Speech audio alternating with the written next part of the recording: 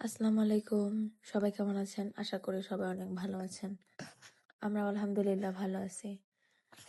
আজকে আমি সিম আলু দিয়ে কই মাছ, দেশি কই মাছ কিভাবে রান্না করি সেটাই আপনাদের সাথে শেয়ার করতেছি। তো প্রথমে আমি একটা ননস্টিকে তেল গরম করে নিলাম।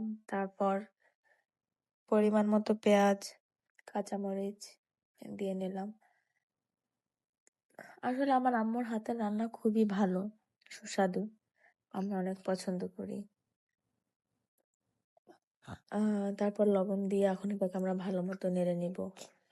আর আমার আম্মু রান্নাটা শিখেছে আমার নানুর কাছ থেকে। আমার নানুর হাতের রান্নাও খুব মজা। আর আমার হাতের রান্না বলতে পারি না মোটামুটি, কারণ যেহেতু আমি এখনো রান্না বান্না করি না কন্টিনিউ বা করা হয় না, যে কারণে যখন আম্মুর মতো হব রান্না বান্না কন্টিনিউ করব, তখন হয়তো আমারটাও আম্মুর মতো স্বাদ হবে, আশা করি ইনশাল্লাহ। তো দেখুন, আপনাদের সাথে কথা বলতে বলতে আমার পেঁয়াজটা হয়ে গিয়েছে, মশলাটাও অলরেডি কষিয়ে নেওয়া হয়ে গিয়েছে। তো মশলাটা কষিয়ে নেওয়ার পরে সিম আলু দিয়ে নিচ্ছি এই মশলার মধ্যে। আর প্রথমে তো আমি কই মাছটা ভালো মতো ভেজে নিয়েছি। অনেকে আছে কড়া ভাজা খায়, তারা চাইলে কড়া ভাজাও দিয়ে নিতে পারে। যেহেতু আমরা মিডিয়াম খাই, তো আমরা আমাদের মতোই করে নিয়েছি। সিম আলু দেওয়ার পরে এটা হচ্ছে মশলাটার মধ্যে ভালো মতো নেড়ে চেড়ে আম্মু ঢেকে দিবে আর কি এটাকে। ও হ্যাঁ, তার আগে একটু গরম পানি দিয়ে নেবে আম্মু।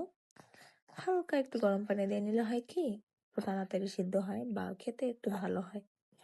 সো আম্মু এটা করে।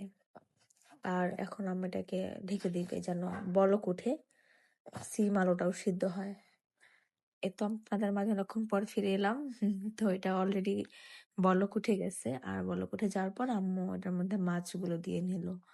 মাছগুলো দিয়ে এখন আম্মু একটু মাছগুলো নেড়ে সবজিগুলোর মধ্যে দিয়ে দিবে, যাতে মাছের মধ্যে ওই মশলাটা ঢুকে সিম আলুর স্বাদ ঘ্রাণটা হয়। তারপর আবার ঢেকে দিবে। ঢেকে দেওয়ার পর যখন হয়ে হয়ে আসবে, সিম আলুটা সিদ্ধ হয়ে যাবে, তখন আম্মু টমেটো দিয়ে নিবে।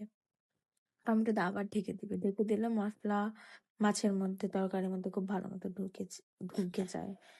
তারপরে যখন হয়ে যায়, তার আগে আম্মু জিরার গুঁড়া দেয়। এটা হচ্ছে আপনার স্বাদও হয় এবং ঘ্রাণও হয়। তো জিরার গুঁড়া দেওয়ার পরে এটাকে আম্মু একটু হালকা নেড়ে চেড়ে নিবে, বলক উঠবে। আর তারপরে আম্মু এটাকে পরিবেশন করবে। আর দেখুন, আমার মাছটা রান্না হয়ে গিয়েছে। সাথে তার আগে একটু ধনেপাতা দিয়ে দিচ্ছে। তো ধনেপাতাটাও দেওয়ার পর ঢেকে নিতে হয়। আর অলমোস্ট আমার রান্নাটা হয়ে গিয়েছে। খুবই স্বাদ। আল্লাহ হাফেজ।